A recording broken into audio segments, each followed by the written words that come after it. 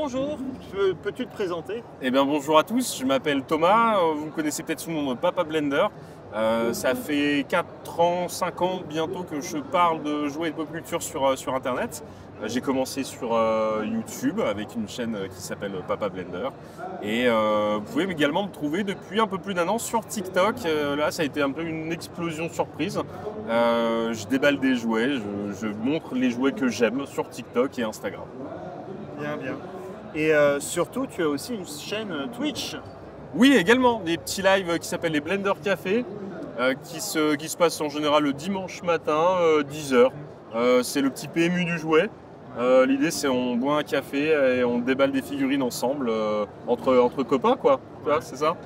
C'est très sympa et d'ailleurs tu en as fait un ce matin au Paris Fan Festival. Tu peux nous parler de ce que tu as ouvert et de ce qu'il y avait sur le stand? Eh ben oui, alors là tu vois, moi c'est la première fois que je viens au Paris Fan Festival, je trouve que cette convention elle est incroyable et on avait la chance d'être invité par Hasbro et donc du coup je leur ai proposé de faire comme à la maison mon petit Blender Café en direct et on a pu déballer les exclusivités, enfin les sorties du moment, à savoir la gamme des Spider-Man Across the Spider-Verse. On a fait également les Indiana Jones qui sont très très chouettes.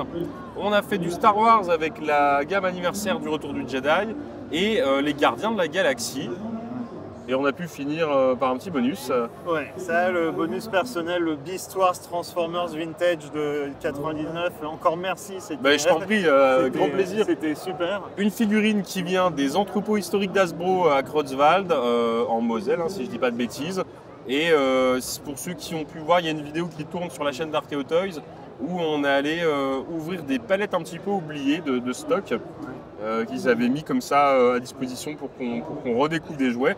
Et dedans, il y avait du Transformer, il y avait du Beast Wars. Il y avait même du Ghostbuster, il y avait une conférence, ils ont ouvert un Ghostbuster qu'ils font aussi en toy photo là, en exposition. Donc voilà, c'est une belle expérience. C'était une très belle expérience. Et du coup, toi, hier, tu étais, peut-être tu vas continuer cet après, mais hier, j'ai vu que tu as aussi conseillé les gens, tu accueillais les gens au stand de Toy Photo. Comment tu as ressenti le public sur ce salon? Alors, moi, je trouve que c'est incroyable. J'habite en province, je suis perdu dans ma campagne, je viens très rarement à Paris et je vais dans très peu de conventions en général, parce que je suis principalement TikToker connu pour mon activité sur TikTok maintenant, 110 000 abonnés à l'heure actuelle. Et en fait, j'avais pas mesuré, très honnêtement, qu'en fait les gens me connaissaient. Ça paraît bête, mais tu sais, moi je suis chez moi et je filme mes jouets en fait. Bon, il y a une caméra, mais j'ai mon téléphone, mais je déballe des jouets et puis après je poste et puis voilà, je partage ça. Et en fait, il y a quand même beaucoup de gens qui sont venus me saluer, ce qui veut dire qu'on est beaucoup apprécié les jouets, les figurines en temps normal, en règle générale, pardon. Et du coup, tu vois, j'ai trouvé ça trop bien. Donc il y a pas mal de monde dans cette convention, c'est chouette. Plein de gens qui sont venus. J'ai pu rencontrer aussi l'association French Toy Photo Force qui est là. French Force. Toy Photo French Force, petite dyslexie. Ouais, c'est ça, on vous remettra les liens. Exactement, c'est ça. Voilà. Mais du coup, on a partagé notre emplacement pour faire de la toy photo et puis un petit peu sensibiliser les gens à ça et leur donner l'envie de prendre en photo leurs jouets. Donc moi, franchement, je passe un week-end, mais je suis aux anges, je suis au paradis.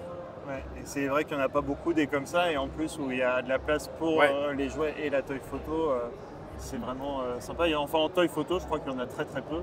Ouais, des fois il y a des expositions de personnes qui ont fait des dioramas et des jouets, mais c'est pas... Là le but c'est que les gens puissent participer, il y a des lumières, les gens expliquent comment faire, et les toy photographeurs... Et les conseils en direct et tout.